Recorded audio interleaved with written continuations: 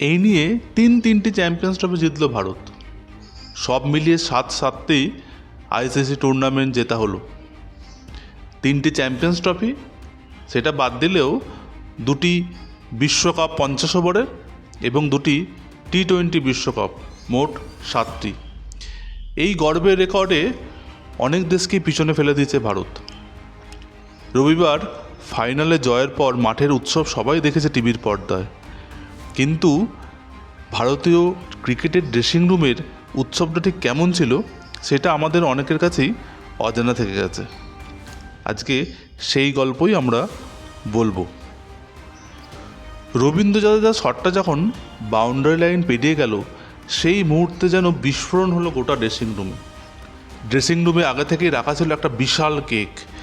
Team ইন্ডিয়ার throw down specialist পূর্ব মেদিনীপুরের ছেলে দয়ানন্দ গরানি দুবাইতে টিমের সঙ্গী হিসাবে সাক্ষী ছিল সেই ঐতিহাসিক মুহূর্তের।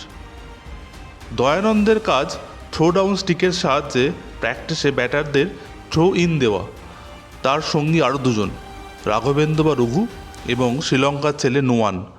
দয়ানন্দ 2 হাতেই থ্রো ডাউন দিতে পারেন। এছাড়াও টিমের সঙ্গে থাকেন 3জন ম্যাসেজ থেরাপিস্ট, 2জন ফিজিও, এছাড়াও ভিডিও অ্যানালিস্ট তো আছেনই। দয়ানন্দের কথায় আমরা সবাই একটা পরিবারের মতো। 2023 সালে বিশ্বকাপ ফাইনাল হারের পরে খুব কষ্ট হয়েছিল, সেই হার এখনও আমরা ভুলতে পারিনি।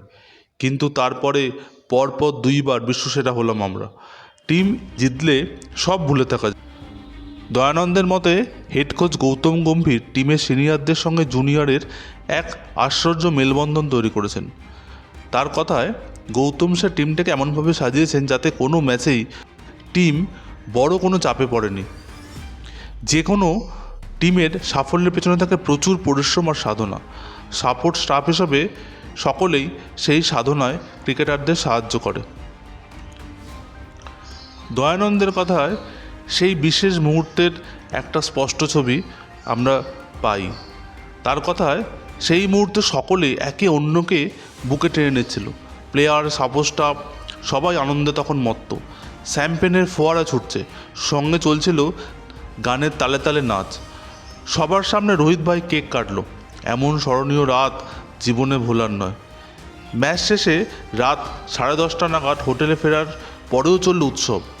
হোটেলে ঢোকার পথে পুষ্পবৃষ্টি হচ্ছিল ক্রিকেটারদের উপরে। বাইরে রাস্তায় আনন্দে নাচছিল অসংখ্য প্রবাসী ভারতীয়। বহু হোটেল খোলা ছিল গভীর রাতেও। মনেই হচ্ছিল না সকলে দুবাইতে আছে। জয়ের পরে গৌতম গম্ভীরের চোখে মুখে একটা আলাদা আনন্দ ভেসে উঠছিল। ড্রেসিং রুমেই উনি কোচিং স্টাফেদের সকলকে ডেকে ডেকে পিঠ চাপড়ে বাহবা দিচ্ছিলেন। দয়ানন্দ বলেন, আমাদের কাজ মাঠের বাইরে, ক্রিকেটাররাই প্রকৃত নায়ক। তবে এই জয়ের পরে হেড কোচ কার্যত সবাইকে একই আসনে বসিয়ে দিলেন।